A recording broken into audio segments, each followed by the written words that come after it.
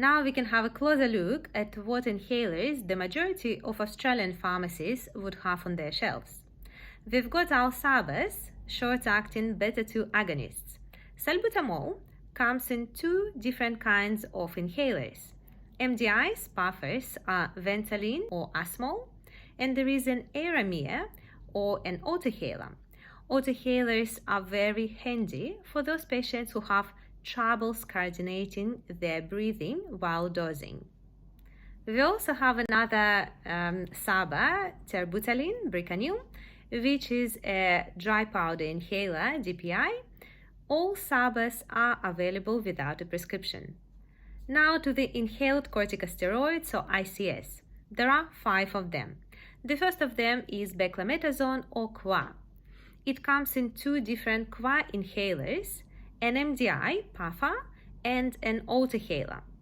Assuming that 2 puffs twice a day are used and recommended for the majority of MDI puffers, 50 microgram inhaler will correspond to a low dose ICS and 100 microgram to a moderate dose, and there is no high dose inhaler.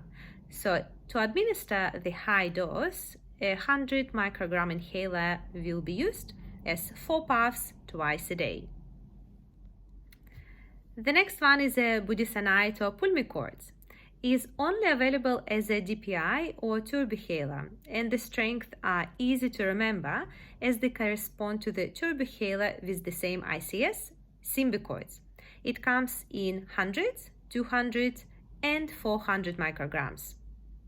Assuming that we will be using 1 dose of DPI twice a day as normally recommended, 100 and 200 strength will correspond to a low dose ICS and 400 micrograms to a moderate dose. So once again, to receive a high dose of ICS, the patient would have to use 2 doses of 400 micrograms twice a day. The next one is the Alvesco or cyclesonide, one of the very interesting inhalers as it comes as a prodrug. It only activates in the lungs, and theoretically, if particles settle in the mouth or throat, it will not lead to increased risk of local side effects. But APF and product information still recommend rinsing the mouth after its use. It is made as an MDI and it comes in 2 strengths only, 80 and 160 micrograms. As an exception to the rule, this drug is administered as 2 puffs only once a day. 80 micrograms MDI will be our low dose ICS and 160 micrograms a moderate dose. Doses of more than 320 micrograms are not recommended. Fluticasone fuarate, our annuity Ellipta, is a DPI. In Australia, it only comes in moderate and high dose inhalers, 100 and 200 micrograms, and as an exception again, it is only used 1 dose once a day. Fluticasone, propionate, flixatide, and its generics come in MDIs and DPIs, low, moderate, and high dose of ICS, assuming again that MDIs will be given as 2 puffs twice a day and IQhalers or DPIs 1 dose twice a day. Now let's take a look at inhaled corticosteroids and long-acting beta-2 agonists, ICS LABA combinations. Flutiform, fluticasone propionate and formoterol, and seretide, fluticasone propionate and salmeterol and its generics all come in 3 strengths. ICS contents of seretide and flutiform MDIs, puffers, will be matching flixatide puffers, as it comes in with the same ICS. Seretide also comes in DPI devices, IQhalers, and just like flixatides, will be matching in ICS contents. So the amounts of ICS and LABA in seretide MDIs will be twice lower compared to IQhaler devices, as MDIs again dosed as 2 puffs twice a day, and DPIs, IQhalers, are only 1 dose twice a day. So it's very easy to remember.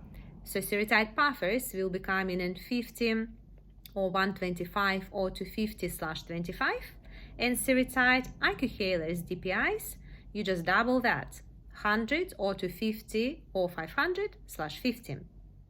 Fluticasone fuarate combination with vilanterol or Brio Ellipta will be matching in the strength and available devices with the Arnuity Ellipta. It is dosed the same way as the Arnuity Ellipta, just one dose once a day, and it also comes only as moderate and potent strength of ICS only. The next one is a Foster MDI, is the newest addition. It's a combination of beclometasone and formoterol. It is only available in Australia as 100/6, so only low dose ICS. The inhaler contains a solution rather than a suspension, so it's very different from all other inhalers. And because of that, it's much less stable. For this reason, we must keep it in the fridge and discard it 2 months after opening. Since it is formulated as a solution, there is no need to shake it before use. It can be dosed when required and also as part of MART therapy. Budesonide formoterol combination DPI or Symbicort Turbihaler, the same as Duoresp Spiramax, as mentioned before, will be matching in strength with Pulmicort, containing the same ICS, and will be used as one dose twice a day. Duoresp Spiramax doesn't come in the lowest strength, 100/6. MDIs or puffers, Symbicort Rapidhalers, will be half the matching strength, as we would need to dose them 2 puffs and not one, twice a day. Symbicort Turbihaler DPI comes in 100/6, 200/6 as a low dose ICS, and 400/12 as a moderate dose. There is no high dose ICS for Symbicorts, and the Symbicort Rapidhaler will be coming half of those doses. 50/3, 100/3 as a low dose ICS, and 200/6 as a moderate dose. Indacaterol mometasone, Atectura Breezhaler, is also one of the newer products. Breezhalers come with the set of capsules and a device. Atectura comes in 3 strengths: low, moderate, and high dose of ICS, and the dose of LABA stays the same as in majority of fixed combinations. The recommended dose is 1 capsule once a day. And the last but not least, also a newer triple device containing ICS, LABA, and LAMA, long-acting muscarinic antagonist, is Enerzair Breezhaler containing indacaterol, glycopyrronium, and mometasone. It is also a device with capsules, and it comes in just 2 strengths. 1 capsule is to be used once a day, and it's the only triple therapy device currently approved for treatment of asthma in Australia. Thank you so much for listening, and see you next time.